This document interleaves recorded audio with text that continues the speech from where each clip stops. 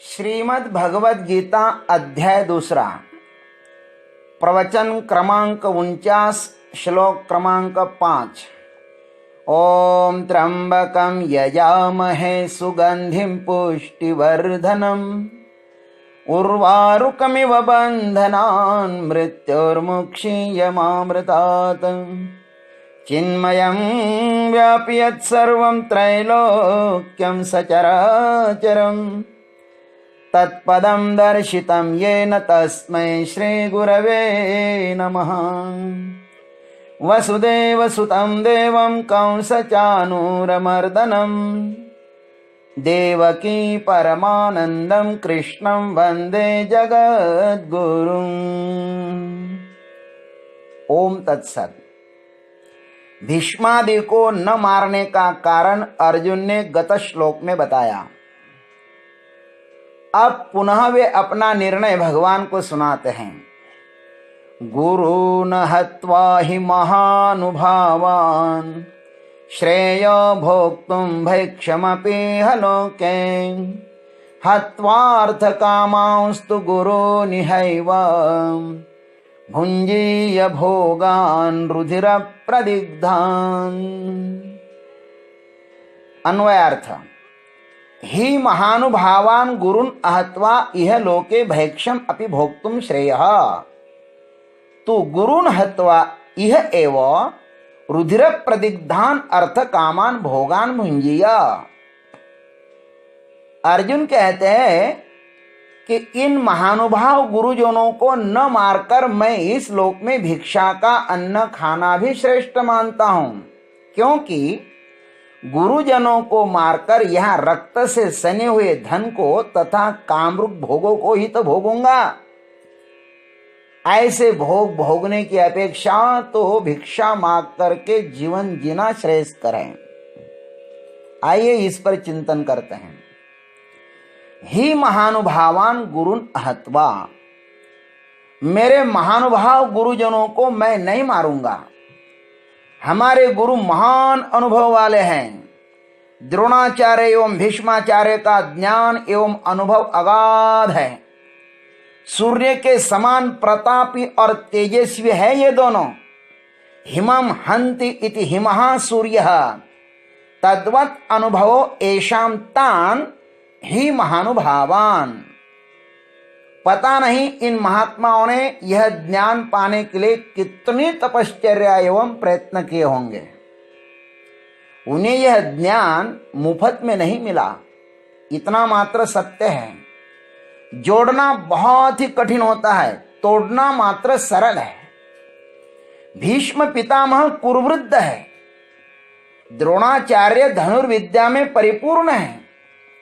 इनके आचार विचार महान हैं। इस समय ये दोनों भी सृष्टि का बहुत बड़ा सौंदर्य है। इस प्रकार के पुष्प इस संसार रूपी वृक्ष को कभी कभी ही लगते हैं। ये सृष्टि का गौरव है। समुद्र से भी ज्यादा इनका हृदय गहन है। समुद्र में तो क्षोभ पैदा होता है, किंतु इनके हृदय में कभी भी क्षोभ उत्पन्न नहीं होता। यदा कदाचित गगन का अंत लग सकता है, किंतु द्रोणाचार्य के हृदय की गहराई का नहीं लग सकता। हमारे गुरु का चित्त इतना एकाग्र है कि यदा कदाचित अमृत भी फट सकता है अथवा वज्र भी टूट सकता है, किंतु मेरे गुरुजी का चित्त कभी विचलित नहीं हो सकता। और अपनी जन्मदात्री मां से भी अधिक गहन प्रेम है इनका अपने शिष्यों से। सत शिष्य को गुरु के हृदय का पता लग जाता है, क्योंकि सत शिष्य के हृदय में गुरु रहते हैं और गुरु के हृदय में शिष्य रहता है। अर्जुन ने गुरु के हृदय में प्रवेश करके विद्या पाई है। शिष्यत्व का आनंद अर्जुन ने लिया है। जो सत शिष्य होता है वह तो गुरु की तरफ आंख उठाकर भी नहीं देख सकता, फिर उनकी हत्या करना तो बहुत दूर की बात है। शिष्य मर सकता है किंतु गुरु को मार नहीं सकता। श्रुति मां ने भी कहा है, मां विद्विषाव है। शिष्य परमात्मा से प्रार्थना करता है कि हम दोनों में कभी भी द्वेष उत्पन्न न हो। गुरुजी के साथ द्वेष करने से पारमार्थिक यात्रा रुक जाती है। इसलिए यह लोके भैक्षम अपि भोक्तुम श्रेयः।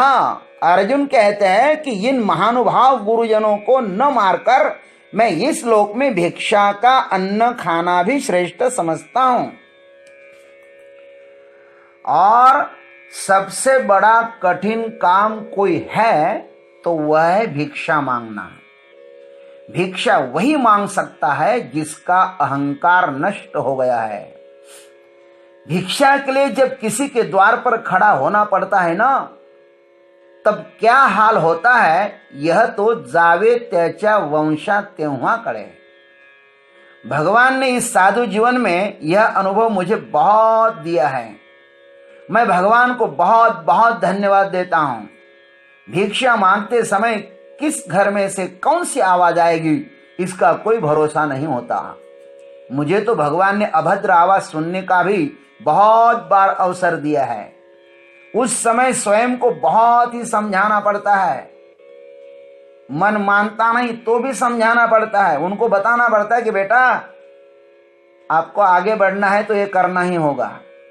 परमात्मा से पाना हो तो भिक्षा मांगनी ही होगी। आलंदी में भिक्षा मांगना तो भी ठीक ही होती है, क्योंकि वहां पर भिक्षा मधुकरी देने की लोगों को आदत है। किंतु जहां पर परिचय नहीं होता है ना, वहां पर भिक्षा मांगना अंगारे हाथ में लेने जैसा होता है। लेकिन गए वह दिन। अर्जुन को भिक्षा का स्वाद क्या होता है यह अब तक पता नहीं है, इसलिए कहता है कि भिक्षा मांग के जीऊंगा।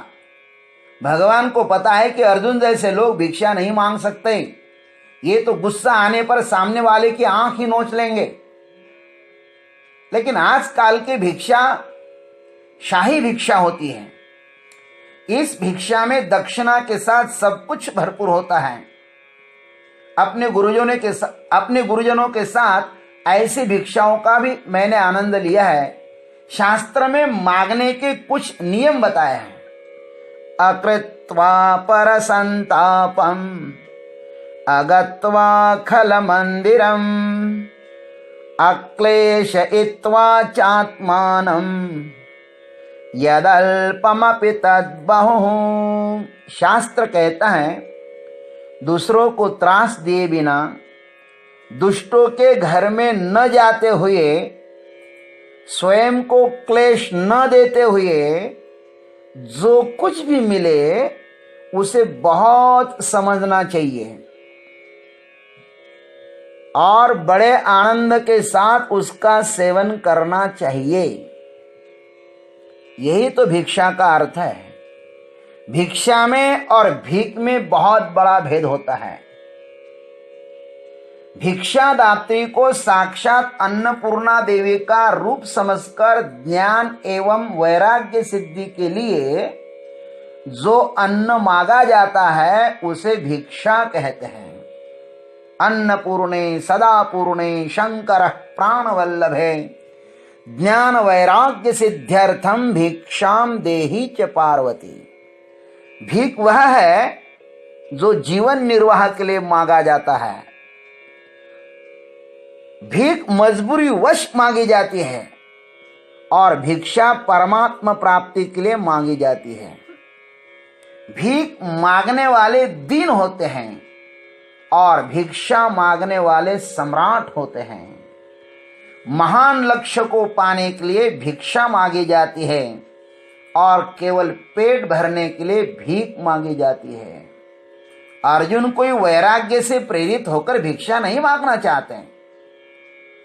वे चाहते हैं कि लोग मुझे गुरु हत्यारा न कहे, परिवार हत्यारा न कहे। वे लोगों के सामने अपनी प्रतिमा मलिन नहीं करना चाहते हैं, इसलिए भिक्षा मांगना चाहते हैं। इससे लगता है कि गुरुओं से भी ज्यादा उन्हें अपनी अधिक फिक्र है और अहं को बचाकर भिक्षा नहीं मांगी जाती। अर्जुन का क्षत्रिय स्वभाव होने के कारण वह भिखारी जीवन जीने का अधिकारी नहीं है। वो कहते हैं तो गुरुन हत्वा यह एवं रुधिर प्रतिग्धान अर्थ कामान भोगान भुंजिया, क्योंकि गुरुजनों को मारकर यहां रक्त से सने हुए धन को तथा कामरूप भोगों को ही तो भोगूंगा ना, क्योंकि गुरुजनों को मारकर यहां रक्त से सने हुए धन को तथा कामरूप भोगों को ही तो भोगूंगा ना मैं, इसलिए मैं भिक्षा मांगना श्रेष्ठ समझता हूं। अर्जुन के शब्द कुछ अटपटे से ही लगते हैं। गुरु को मारकर मुझे यदि मोक्ष भी मिले तो भी मुझे वह नहीं चाहिए। भोग तो बहुत ही स्वस्थ चीज है महाराज। गुरु के रक्त से सने हुए भोगों को भोगने से कौन सा बड़ा पुरुषार्थ सिद्ध होगा। संत तो महादेव जैसे सरल होते हैं, उनको धोखा देना सरल होता है क्योंकि उनका अपने भक्तों पर अधिक विश्वास होता है। भीष्म सरल थे, इसलिए तो अपनी मौत का उपाय बता दिया उन्होंने। द्रोण यदि चालाक होते तो युधिष्ठिर पर विश्वास ही न रखते। वे सर्वप्रथम अपने मृत पुत्र अश्वत्थामा का मुख देखना चाहते थे, लेकिन उन्होंने ऐसा नहीं किया, युधिष्ठिर पर विश्वास रखा। संत को धोखा देने से संत का कुछ भी नहीं बिगड़ता, किंतु धोखा देने वाले का संपूर्ण जीवन बिगड़ जाता है। उसके जीवन में फिर कोई भी संत नहीं आता, कोई भी संत नहीं आता उसके जीवन में। गुरुओं का चुरा कर खाने वाले का कभी भी कल्याण नहीं होता, और उनको मारकर खाने वाले का तो कभी भी नहीं होगा। इसलिए अर्जुन गुरुओं की हत्या से प्राप्त भोगों का तिरस्कार करता है। भोग तो चाहिए किंतु गुरुओं को मारकर नहीं। अर्जुन को भोगों से वैराग्य नहीं है, अपितु भोग प्राप्ति का जो मार्ग उसके सामने खड़ा है ना, उससे उसको वैराग्य है, क्योंकि यहां पर राज्य भोग का मार्ग बड़ा ही भयानक है।